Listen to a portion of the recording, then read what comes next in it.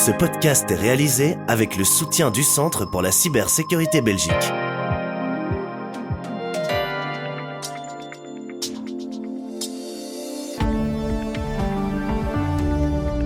Bienvenue dans Z sur 7, votre Z-Podcast quotidien. Nous sommes le 9 décembre et aujourd'hui, nous avons un tout nouvel épisode de l'info à ne pas manquer. Aujourd'hui, Olivier Mouton reçoit Nicolas Van Zeebroek, professeur d'économie et de stratégie numérique à la Solvay Brussels School, pour parler de l'intelligence artificielle en Europe. Et donc, on est dans une phase pour l'instant où tout le monde s'émerveille. Plus on joue avec la technologie, plus on se dit mais qu'est-ce qui va nous rester à nous humains ? 2 ans après la naissance de ChatGPT, la révolution de l'intelligence artificielle va-t-elle tout balayer sur son passage ? Faut-il la craindre ou l'espérer ? Nicolas Van Zeebroek, professeur d'économie et de stratégie numérique à Solvay Brussels School, va répondre à ces questions et il commence en nous parlant de ChatGPT et de l'aspect révolution de cette arrivée de cette nouvelle technologie. L'info à ne pas manquer. Un expert interviewé par Trends Tendance analyse les racines d'une actualité forte. Je pense que c'est l'amplification d'une révolution qui a démarré il y a bien plus longtemps que ça. Mais c'est vrai que ça a été quand même une rupture parce que c'est tout d'un coup l'intelligence artificielle, un concentré de 20 à 40 années de technologie qui est tout d'un coup mis dans les mains de tout le monde à travers une interface d'une telle facilité qu'en quelques jours, on a des centaines de millions d'utilisateurs dessus. Ça veut dire que ça produit maintenant déjà des effets sur l'économie, en tout cas potentiellement ? Alors ça, c'est pas du tout manifeste par contre, mais bon, ça c'est pas très nouveau avec le numérique d'une façon générale. Ça produit des effets, mais beaucoup plus lentement que ce qu'on imagine, et de manière très très très inégalement répartie. Et donc en substance, bon, l'IA est beaucoup trop récente pour qu'en économie on voit vraiment des gains de productivité massifs.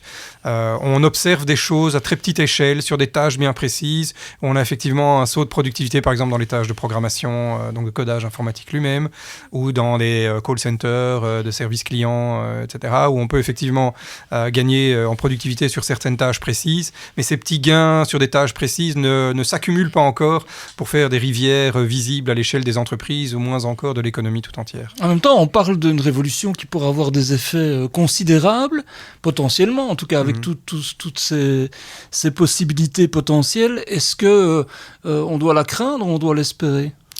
Alors, il y a les deux en fait. On doit la craindre et l'espérer à la fois. On doit l'espérer parce qu'en réalité, qu'on le veuille ou non, les pays développés ont cruellement besoin de gains de productivité. La raison principale, c'est qu'on a des défis colossaux devant nous, que ce soit en termes de santé, que ce soit en termes de soins aux personnes âgées, de sécurité sociale ou bien évidemment de transformation vers une économie plus durable. Tout ça va demander énormément de travail. Avec une population qui vieillit et donc une population active qui va représenter une part de plus en plus petite de la population totale. Et donc on va faire reposer sur une part de plus en plus petite de la population la prise en charge de toute l'économie, de toute la société. Et donc si on n'a pas des gains de productivité massifs, on va avoir un vrai problème en fait. Donc il faut l'espérer quelque part. Mais en même temps, je ne suis pas sûr que ça va se matérialiser, en tout cas pas dans les proportions qu'on nous promet, parce que 30 années d'études de l'économie numérique et de la transformation numérique m'ont appris qu'on promet énormément, mais les gains de productivité sont très très très lents et très, très inégaux à mettre Et la craindre, pourquoi alors ? Alors la craindre, pourquoi ? Parce que une rupture technologique comme celle de l'intelligence artificielle peut amener le meilleur comme le pire. Elle peut amener le meilleur, c'est-à-dire qu'elle peut amplifier finalement l'intelligence individuelle et collective. Le numérique est a priori une machine, un peu comme l'écriture ou comme l'imprimerie. Le numérique est une invention qui est là pour normalement amplifier nos compétences, nos aptitudes intellectuelles, mais pas pour les remplacer. Et donc si on fait de l'IA simplement pour remplacer les tâches intellectuelles humaines, même si on les prétend rébarbatives, etc., on aura peut-être des gains de productivité, mais on va enfermer l'humain dans des tâches de vérification, de contrôle de la machine qui vont être d'un intérêt très discutable, qui vont être à mon avis très déprimants comme job. Et donc ma crainte, c'est qu'on fasse de l'IA pour automatiser les parties chouettes de notre job, la partie créative de notre job, et qu'il ne nous reste plus à nous humains qu'à contrôler la machine, comme un pilote devant son pilotage automatique. Certains disent que ça pourrait faire un bain de sang social, c'est-à-dire en tout cas que l'on perde énormément d'emplois. Est-ce que c'est un horizon possible? De nouveau, je pense que c'est très exagéré. C'est-à-dire ça fait 40 ans qu'on dit que le numérique va faire deux choses, c'est doper la productivité et détruire de l'emploi. Or, qu'est-ce qu'on constate? Que la productivité, en fait, elle stagne depuis 40 ans, alors que les investissements dans le numérique augmentent de manière quasiment exponentielle. Donc, d'une façon générale, alors je veux bien que l'IA est peut-être différente, mais d'une façon générale, on voit bien, quand on prend du recul, que la technologie numérique jusqu'ici n'a pas dopé la productivité. Et si on regarde sur l'emploi, l'impact sur l'emploi, les taux de chômage aujourd'hui en Belgique, en Europe, aux États-Unis sont au plus bas depuis 40 ans. Et donc là aussi, on a investi massivement dans ces technologies. On a un taux de chômage qui est au plus bas depuis 40 ans. Donc l'enjeu, je ne pense pas que ce soit la destruction massive d'emplois. Ça, on nous la promet depuis... ça fait 100 ans au moins que les économistes promettent la fin de l'emploi. Et on voit que cette catastrophe sociale, elle est toujours pour demain. Et je pense qu'elle sera encore pendant longtemps pour demain. Parce qu'en réalité, d'une part, la population active diminue, on l'a dit. Et donc forcément, en réalité, on a besoin de moins de main-d'œuvre qu'avant, en quelque sorte. Mais surtout parce que la technologie a un effet ambigu sur l'emploi. C'est-à-dire qu'elle a tendance à transformer le travail beaucoup plus qu'à le détruire.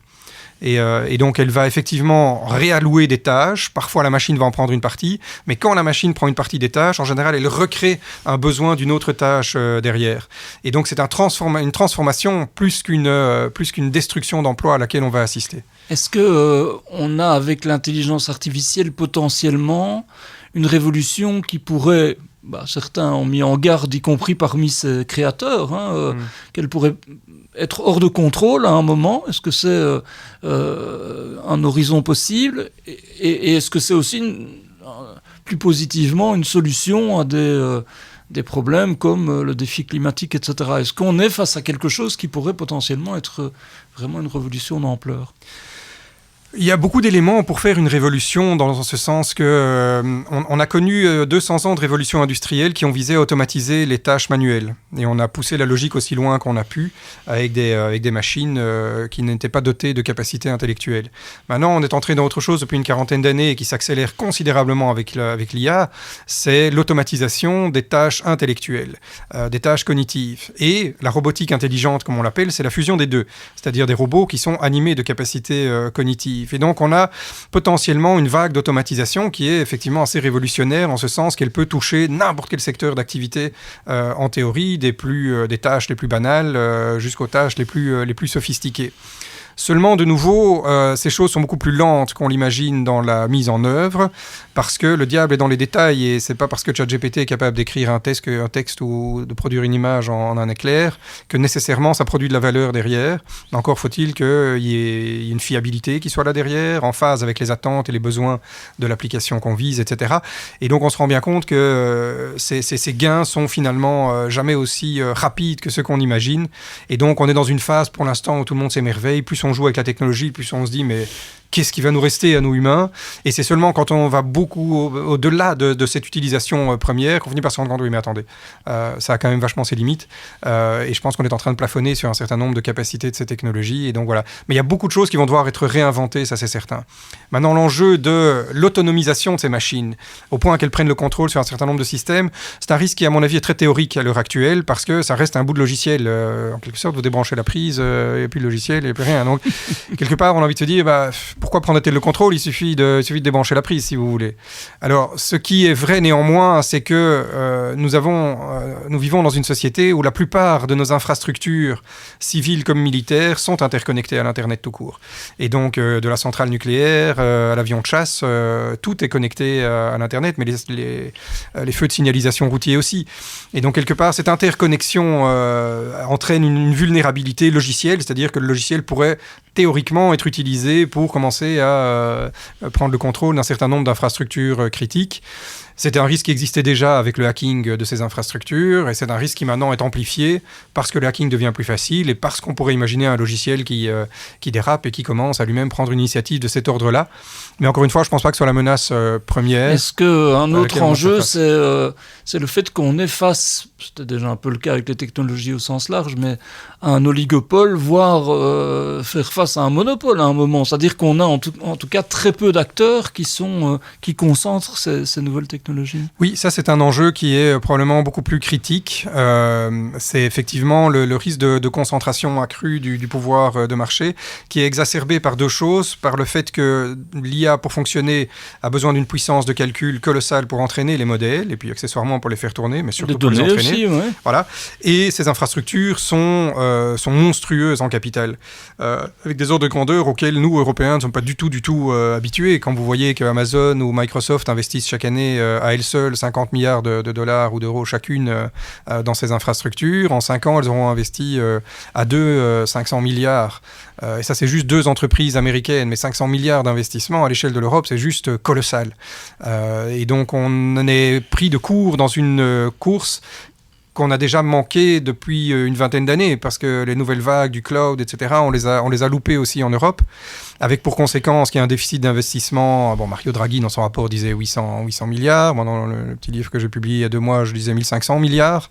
Ça, c'est le déficit, à mon sens, d'investissement de l'Europe par rapport aux États-Unis, et c'est en train de s'accélérer aujourd'hui. Et donc, ce phénomène-là entraîne une concentration très, très forte, qui est infiniment problématique.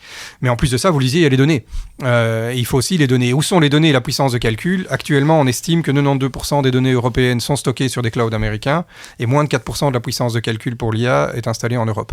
Donc on n'a ni les données, ni la puissance de calcul, et donc on est, nous, Européens, extrêmement mal partis. Et en plus, on songe surtout à réguler quelque part. J'avais un entrepreneur de la tech qui me disait, nous, en fait, alors qu'on devrait accélérer, on freine sans cesse.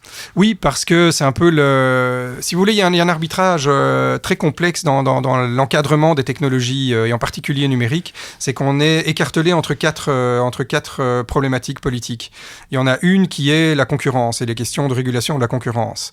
Il y en a une autre qui est la souveraineté. Est-ce que nous avons nous-mêmes l'autonomie, en tant qu'Européens, par exemple, pour faire tourner ce genre d'applications sans dépendre de la Chine ou des États-Unis? Il y a une troisième question qui est les droits fondamentaux, et ça, c'est celle qui attire énormément la vigilance du législateur européen, avec des questions de vie privée, notamment, et de protection des libertés fondamentales, ce qui est très bien aussi. Et puis, vous avez les questions environnementales auxquelles vous faisiez allusion. Et en réalité, le problème, c'est que le législateur européen attaque ces 4 morceaux systématiquement, séparément. On a ici le DMA, le Digital Markets Act, qui s'intéresse spécifiquement aux problématiques de concurrence. Vous avez à côté de ça l'AI Act ou le RGPD, qui eux s'intéressent fondamentalement aux droits fondamentaux. Il n'y a pratiquement rien qui s'intéresse aux questions de souveraineté. Et puis après, il y a tous les enjeux environnementaux, et on voit bien qu'on est écartelé entre ces 4 politiques. Et donc on tire un coup d'un côté, un coup de l'autre. Et pour l'instant, la dominante européenne, c'est surtout d'essayer de s'attaquer aux problèmes de concurrence avec une grande inefficacité jusqu'ici, il faut bien le dire. Et d'autre part, de s'attaquer surtout à la préservation des libertés individuelles, des droits fondamentaux, ce dont je comprends entièrement évidemment la préoccupation et l'importance, mais qui nous coûte extrêmement cher sur les 3 autres tableaux. Oui, c'est ça. Quelque part, être vertueux, c'est bien, mais il faut voir jusqu'où on l'est et quelles sont les limites que ça pose à l'efficacité économique, quoi. Et le même dilemme se pose avec les questions environnementales. Hein. Fondamentalement, pourquoi on n'a plus d'industrie en Europe? C'est en partie parce que ça coûtait moins cher ailleurs, donc il y a des raisons économiques liées à la globalisation. C'est aussi parce qu'on a voulu verdir l'Europe pour des raisons qui sont évidemment d'une importance qu'on ne peut pas contester non plus. Mais de nouveau, c'est faire abstraction de « Ok, mais dans ce cas-là, vous oubliez la souveraineté. Vous allez dépendre totalement de la Chine et les États-Unis qui, eux, poussent sur la pédale d'accélération extrêmement vite et extrêmement fort.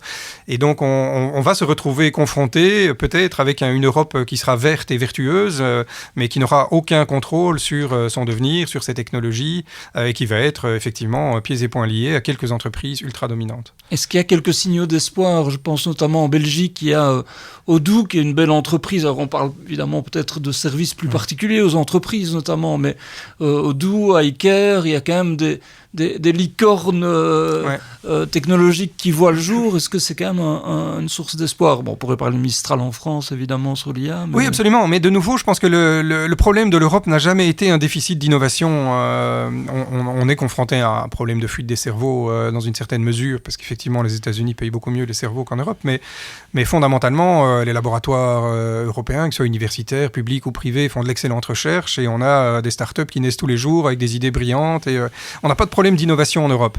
On a un problème en Europe d'échelle d'investissement. C'est-à-dire que le numérique demande une croissance extrêmement rapide. Vous mettez ChatGPT sur le marché, si vous voulez conquérir le marché, il faut en quelques semaines absorber quelques centaines de millions d'utilisateurs. Vous passez de 0 à 200, 300 millions d'utilisateurs en quelques semaines. Ça demande un capital monstrueux, en fait, à la fois parce qu'il faut payer les infrastructures qui vont faire tourner ça, et à la fois parce que il faut investir dans énormément de marketing pour se faire connaître, c'est de la communication, il faut être absolument partout pour que les gens vous voient et arrivent jusque chatgpt.com. Et ça, c'est un type de dépense auquel l'Europe n'est pas tellement habituée.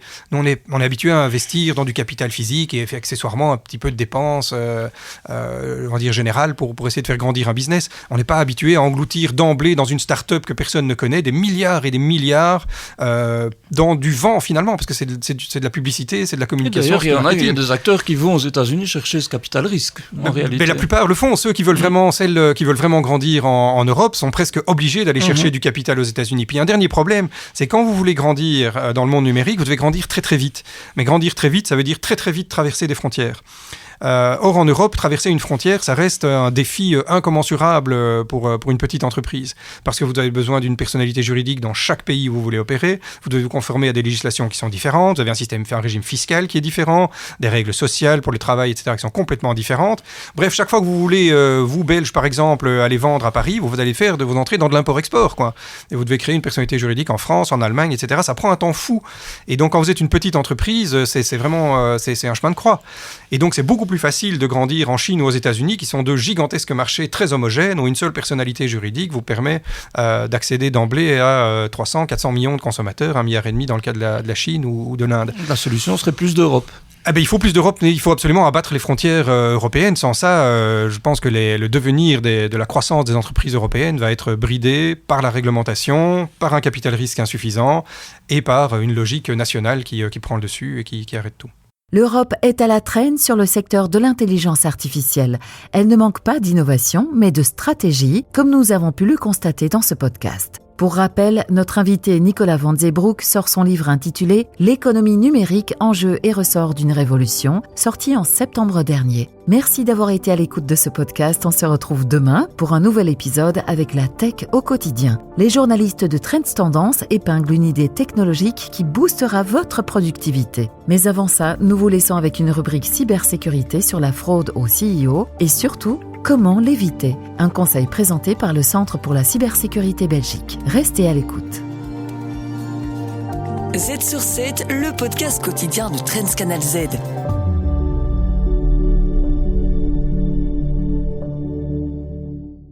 Le Centre pour la cybersécurité Belgique. Œuvrons ensemble à un avenir plus sûr dans le domaine de la cybersécurité. Bienvenue à la Minute Cybersécurité. Je m'appelle Fedra. Aujourd'hui, je vais vous expliquer ce qu'est la fraude au CEO et comment vous pouvez éviter que votre entreprise en soit victime. La fraude au CEO est une forme d'escroquerie dans laquelle les cybercriminels se font passer pour un cadre supérieur et tentent d'inciter des employés à transférer rapidement de l'argent. Les escrocs se montrent très convaincants pour que leurs demandes paraissent crédibles et urgentes. Imaginez la situation suivante. Le service financier reçoit un email du CEO lui demandant de transférer d'urgence un montant important à un fournisseur. Sans réfléchir, l'employé effectue le paiement, mais l'argent disparaît entre les mains des criminels. Prévenir la fraude au CEO ? C'est possible. Vérifiez toujours les demandes de paiement urgentes. Mettez en place l'authentification à 2 facteurs et créez des procédures claires pour les paiements. Vous trouverez plus d'informations sur notre site web atwork.cephoneweb.be. Restez vigilants et protégez votre organisation. Le Centre pour la cybersécurité Belgique. Œuvrons ensemble à un avenir plus sûr dans le domaine de la cybersécurité.